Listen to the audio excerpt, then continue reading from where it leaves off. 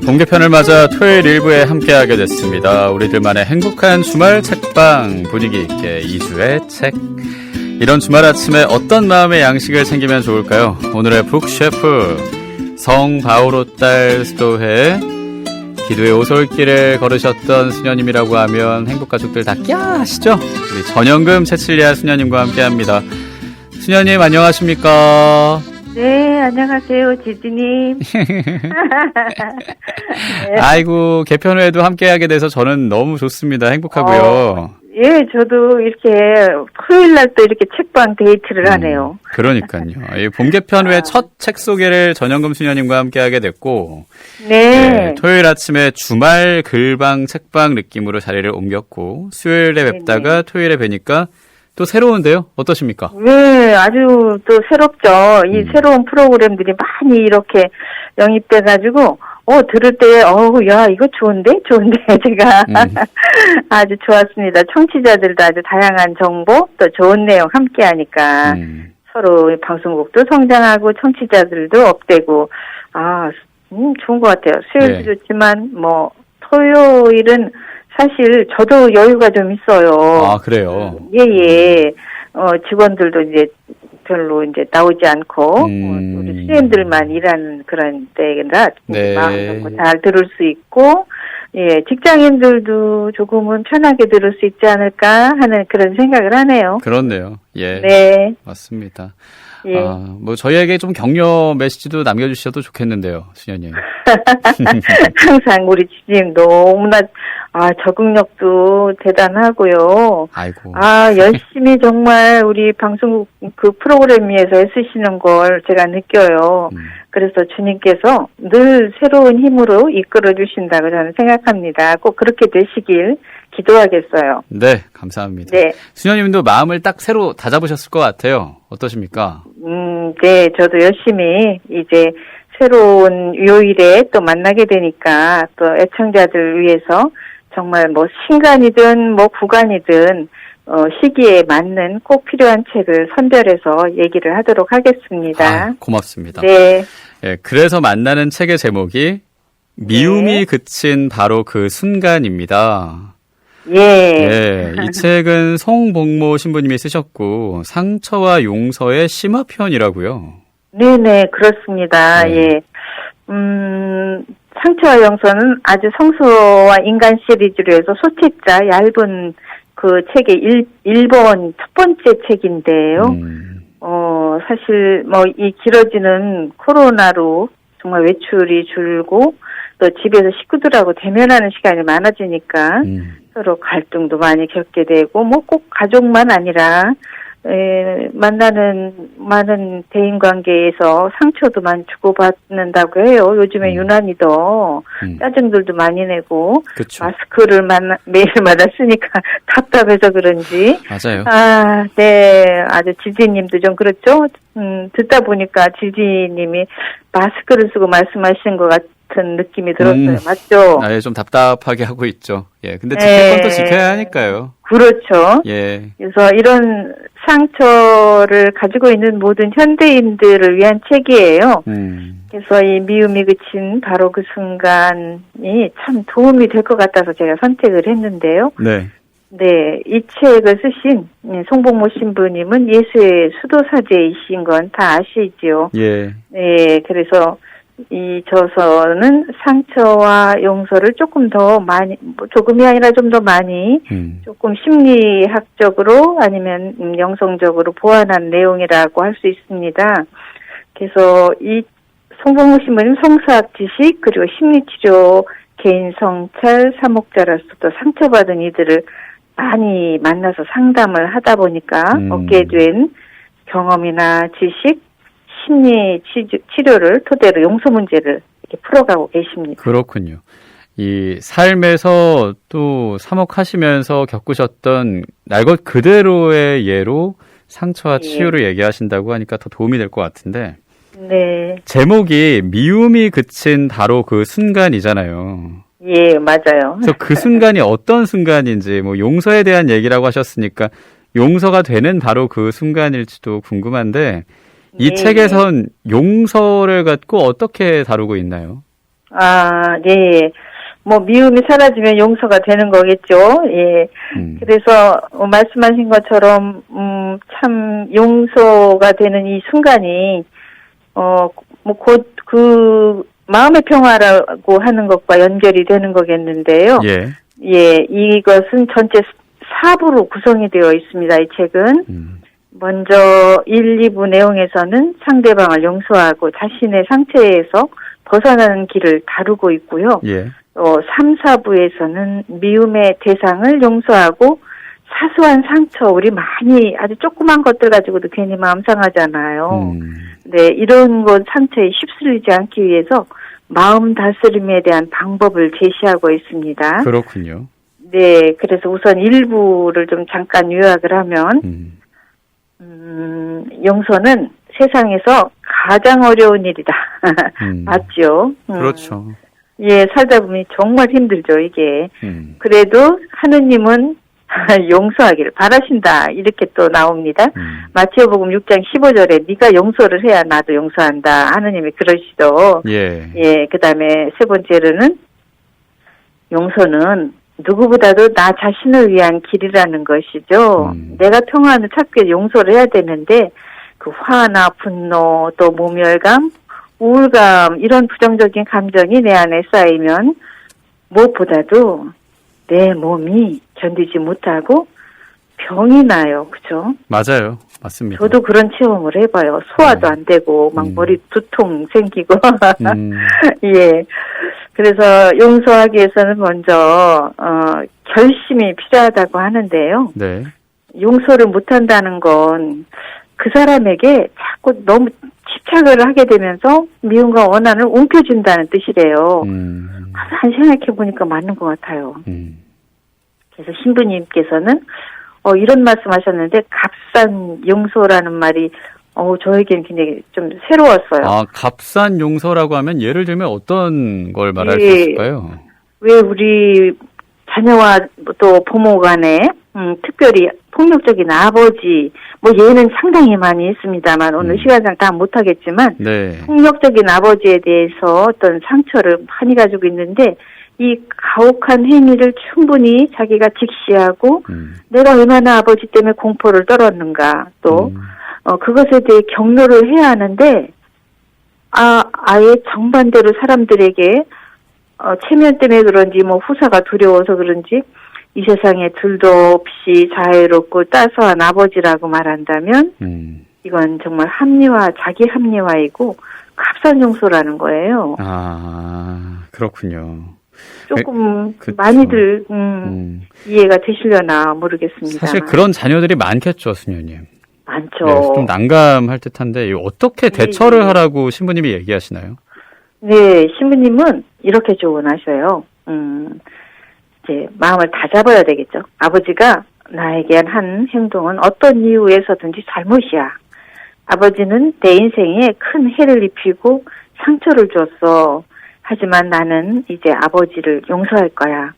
더 이상 아버지에 대한 분노와 원한에 사로잡혀서 내 인생을 허비하고 싶지 않아 라고 확실한 결심을 하는 거래요. 그렇게 된다면 용서로 나 자신을 스스로 돌보는 긍정의 상태가 된다고 합니다. 예. 그렇군요. 자기 자신을 돌봐야죠. 결심을 네. 하기까지의 과정이 중요하네요. 그렇죠. 그러니까요. 그런데 용기를 내야죠. 예, 용기도 필요하고. 스스로에게 용기를 불어넣어야 될 것 같아요. 그렇네요. 이게 언뜻 책장을 넘기다 보니까 네. 그리스도인들이 자주 실수하는 용서가 있다고 하신 것 같은데. 맞죠. 예. 저도 살다 보니까 많은 그런 경우가 있는데, 사실 갈등 속에 상대방하고 뭐가 안 좋은 경우가 생기잖아요. 그러면 막 상대방을 찾아가서 화해를 해야 되는데, 막 이렇게 마음을 끓이고 있잖아요. 예.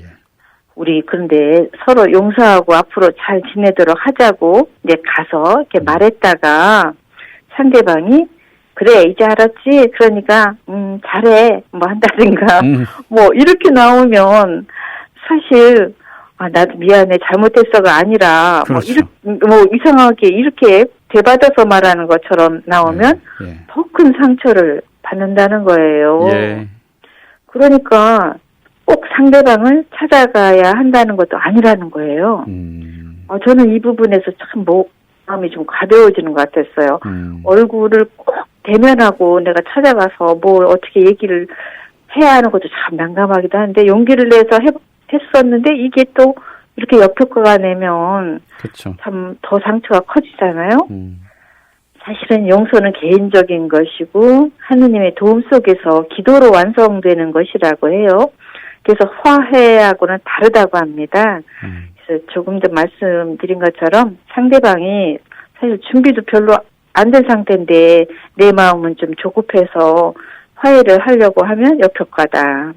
그러니 대면에서 꼭 화해하려고 애쓰지 말고 내 마음으로 진심으로 그래도 나는 용서를 해야지 주님께 기도를 하면서 마음을 다스리면 내 정신 건강에도 좋고 시간 낭비도 안 한다고 합니다. 그렇네요. 예. 네. 예, 그리스도인들이 자주 실수하는 용서와 그 용서가 되지 않도록 제대로 된 마음의 용서가 될 수 있게 수녀님이 짚어주셨고요. 네. 예. 지금 토요일로 이사하고 2주의 책 미움이 그친 바로 그 순간 우리 바오로 딸의 전영금 채칠리아 수녀님이 나눠주고 계십니다. 이제 2부를 좀 볼까요? 타이틀이 사소한 상처에서 상처에 대해서 이렇게 나와 있는데 네네네. 좀 호기심이 생기네요. 이게 어떤 방법이 있다고 말씀하시나요? 그렇죠. 우리가 하도 사소한 상처에 많이 부딪히고 그러니까 저도 이렇게 자세히 좀 봤는데 길게는 얘기 못하겠지만 이것도 좋은 말씀이었어요. 우리가 상당히 남에 대해서 어떻게 뭘 좀 해 주었으면 기대를 하잖아요. 그 사람에 대해서 그걸 하지 말래요. 아예 기대를 안 하면 실망도 안 하고 원망도 없겠죠. 예. 참 그렇게 되기는 쉽지 않겠지만 이거 훈련을 하는 거예요. 또 추측하지 말라고요. 상대방의 의도를 추측하고 부정적으로 판단할 때 상처를 누가 받아요? 내가 받는 거예요. 그다음에 인정과 애정을 구걸하지 말라고 그랬어요. 여기 구하지 말라보다도 구걸을 한다는 뜻이 더 정확한 것 같아요. 예. 예, 행복한 사람이라고 해서 사실 반드시 모든 사람하고 사이가 좋아야 하는 게 아니라고 하시네요.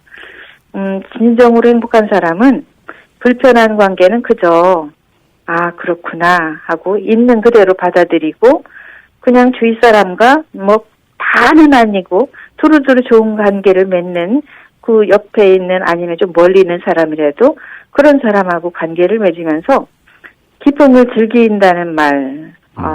저는 이게 좋았어요. 정말 마음에 들었어요. 무조건 착해야 한다고 하는 그런 강박관념이 우리 수도자에게도 많거든요. 그래서 모든 사람하고 사이가 막 좋아야 되는데 저 수녀님 좀 나하고 껄끄러워. 왜 맨날 이렇게 부딪히지? 이런 생각을 하게 되는데 다 좋아야 하지 않아도 된다는 거예요. 그래서 저는 해방감 같은 걸 느낀 이런 부분이었어요. 그렇군요. 네. 사실 누구나 크고 작은 상처들을 주고받고 살잖아요. 그렇죠. 그런 상처들을 치유하기 위해서는 어떻게 해야 한다고 책에 나와 있나요? 예, 이제 3부, 4부로 넘어가는 건데요. 예. 이제 자기 사랑과 자기 존중에 대한 내용이에요.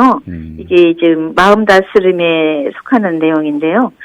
조금 전에 말씀드린 이제 사소한 상처를 쉽게 받는 이들이 사실은 자기 사랑과 자기 존중감이 낮은 경우라고 하네요. 예. 그래서 자기 사랑과 자기 존중은 사실 우리 몸의 기초 체력과 같다고 합니다. 네. 예. 자기 존중감이 큰 사람은 어떤 상황이라도 아무리 나쁜 상황이라도 그 상황에서 가장 좋은 결정을 내리고 중압감이 아주 크겠죠. 그래도 그 긴장의 대면에서 이렇게 서 있을 힘이 있다는 건데요. 마음의 근육이 튼튼하게 좀 생긴다고 하나요? 네. 그렇게 되는 사람이라고 합니다. 그래서 특히 이런 자존감 떨어뜨리는 말, 나 자신에게 뿐만 아니라 부모님들이 자녀들에게 이렇게 말한다죠. 도대체 너는 누구를 닮아서 저렇게 멍청하지?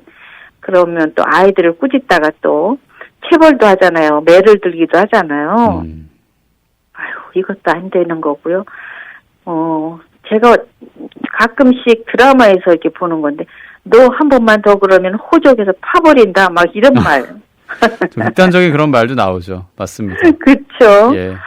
우리 집안의 모든 문제가 다 너 때문이야, 막 이렇게, 이런 이야기를 되풀이해서 듣게 되면, 특히 아직 인격이 형성되지 않은 어린아이들, 청소년이나 그런 아이들은 더 자존감이 떨어져서 그래 뭐 내가 하는 일이 다 그렇지 뭐 하고 이렇게 말이 씨가 돼서 정말 자존감 떨어지고 하는 일마다 뭐 실패하는 경우를 맞는다고 합니다. 맞습니다. 정말 그렇지 않겠습니까? 예, 말에 힘이 있으니까요.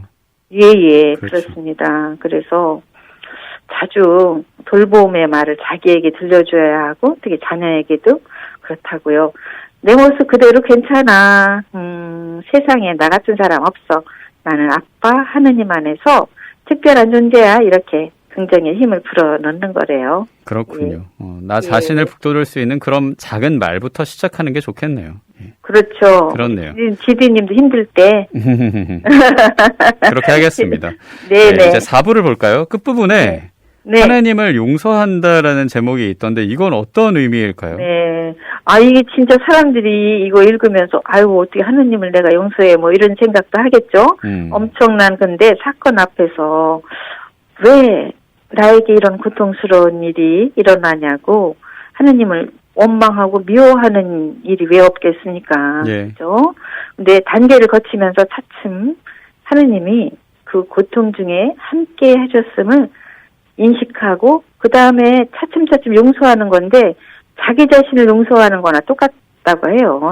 하느님의 용서 그러면서 마음이 하느님께로 더 가까이 가면서 주님의 시선으로 나 자신을 바라보게 되고 또 이웃과 내 자신 너무 비교하지 않고 있는 그대로를 받아들이면서 이제 편안한 마음으로 자기만의 꽃을 피운다고 하는데요. 이게 아마 성령의 열매가 아닐까? 이렇게 말씀하십니다. 예. 하느님의 고통을 정말 그대로 대면을 하고, 예. 그리고 하느님을 용서한다는 그 기본으로 내 자신을 용서해라. 예. 예, 그렇게 이해가 되네요. 그렇죠? 수녀님은 이 책의 어떤 내용이 가장 기억에 남으시나요?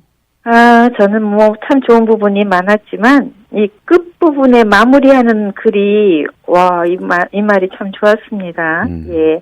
한번 어떻게 읽어드릴까요? 예, 천천히 낭독해 주시죠. 네네. 네. 하느님에 대한 원망이 너무 커서 하느님을 용서한다거나 하느님과 화해한다는 말이 허황되게 들리는 분도 있을 것이다. 결국 우리 인간이란 존재는 절대자이신 하느님 없이 진정한 삶을 살아가기 어렵다. 설령 어찌어찌 살아간다 하더라도 그 강렬한 원망과 미움, 파괴적 에너지를 지닌 채 하루하루 살아가는 것이 얼마나 버겁겠는가. 지금은 고통의 회오리 바람 속에 있어 아무것도 보이지 않겠지만 언젠가 그 광풍이 가라앉은 다음엔 자신의 존재 깊이에 있는 하느님께 대한 신뢰와 의탁의 마음이 되살아날 것이다. 그렇기에 희망을 잃지 말아야 한다. 네, 미움이 그친 바로 그 순간의 일부를 전영금 채칠리아 수녀님이 읽어주셨습니다. 그래요. 네. 내 자신을 만나는 게 결국은 하느님을 만나는 거고 그렇게 내 자신을 안아주고 고생 많았다 토닥토닥 하면서 하느님에 대한 사랑도 다시 우리가 키워야겠습니다. 수녀님. 네네. 그렇게 되면 이웃에 대한 그 미움도 사실 눈 녹듯이 사라지죠. 그렇네요. 한순간에 절대로 되지 않는다고 신부님 말씀하세요. 기다림. 그래요. 네. 미움이 그친 바로 그 순간까지 기다림. 제목 활용해서 이렇게도 얘기할 수 있겠네요. 그럼. 멋집니다. 네, 개편하고 첫 2주의 책이었습니다. 우리 성바오로 딸 출판사에서 나온 미움이 그친 바로 그 순간 소개해 주셨고요. 우리 행복가족들께 인사해 주실까요? 네네. 사실 주님께서 모두를 위해서 지금 부활하신 부활식이 이 끝자락일지도 있는데요. 사실 새 생명을 주셨으니까 얼마나 감사합니까? 그래서 어떤 상황에서도 용서와 행복은 누구보다도 내 자신에게서부터 출발한다는 말씀을 좀 새기면서 4월 한 달 잘 마무리하시고 건강들 하시길 기도합니다. 네. 저는 5월 성모성월에 뵙겠습니다. 또 그렇게 감사합니다. 되네요. 네. 그렇죠. 예. 성모성월에 뵙기로 약속하면서 2주의 책 우리 성바오로 딸 수도회 전영금 채칠리아 수녀님과 함께했습니다. 고맙습니다, 수녀님. 네네, 감사합니다.